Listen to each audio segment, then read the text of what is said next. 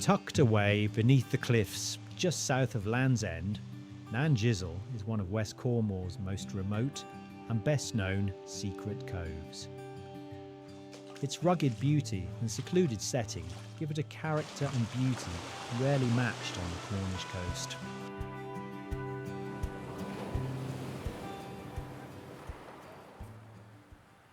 Nanjizal lies roughly a mile south of Land's End in the far west of Cornwall, with the nearest villages of any significance being Senon and Porthcurno. The only access is on foot. There are a couple of routes, but they are both going to involve at least a 20-minute hike. Most visitors arrive via the southwest coast path. However, you can park on the roadside near Polgiga, which is what I did. The route weaves between open fields before descending into the valley and cove. The final approach heads into the valley and towards the sea, before the cove is gradually revealed between the granite cliffs. This footage was filmed in 2026, but the beach changes from year to year as tides and storms move sand in and out of the bay. Sometimes the beach is a pretty boulder-strewn cove, whilst at others there is an expanse of golden sand stretching right across the bay. This year much of the sand is gone, but photos from previous years show the Nanjizal you may be more familiar with. Nanjizal is commonly translated from the Cornish Porth Nanjizal to mean the Cove of the Howling Valley. The lush, boulder-sprinkled valley leading down to the beach contains a stream which once powered a watermill. There are some remains of the old mill, and this is why the cove is also known as Mill Bay. The stream cascades down the valley and onto the beach before disappearing into the sand.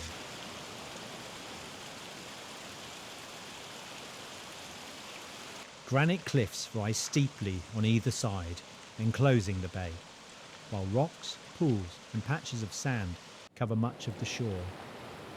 Looking out over the expanse of the Atlantic Ocean, the water here's ever-changing hue ranges from crystal clear turquoise to bright blues and greens.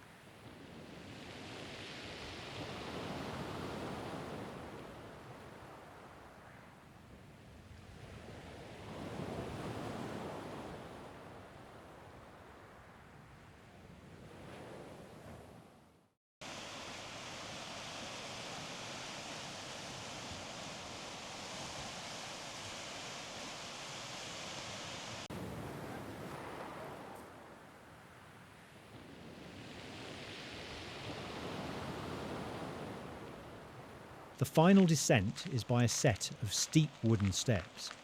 However, the chances are, if you have made it this far, they're not going to stop you making it onto the beach.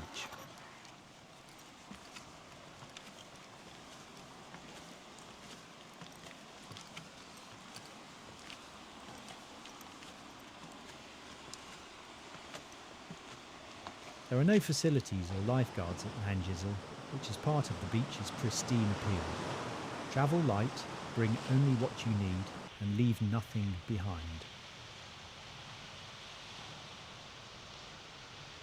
Despite its proximity to Land's End and Porthcurno, Nanjizal feels a world apart, even in the height of summer.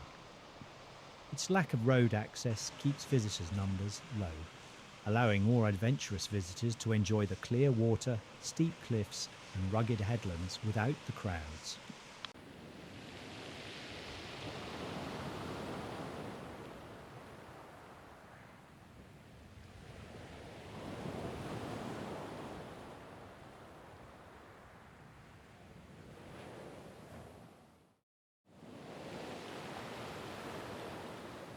Perhaps the most striking feature at Nanjizal is the narrow sea cave, known as the Song of the Sea.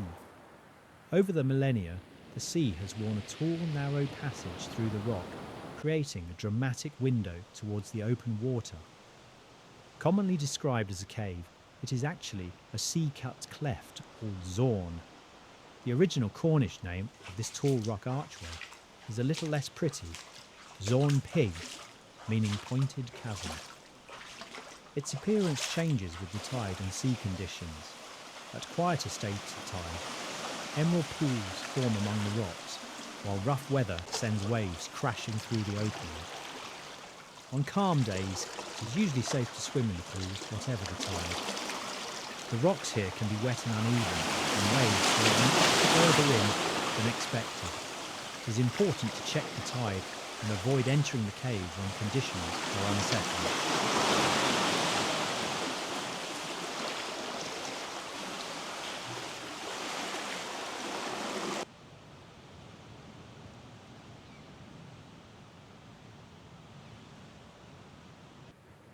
Nanjizal sits between the rugged headlands of Cornwall to the north and Cornwall, with the dramatic chasm of the Zorn Peggy to the south.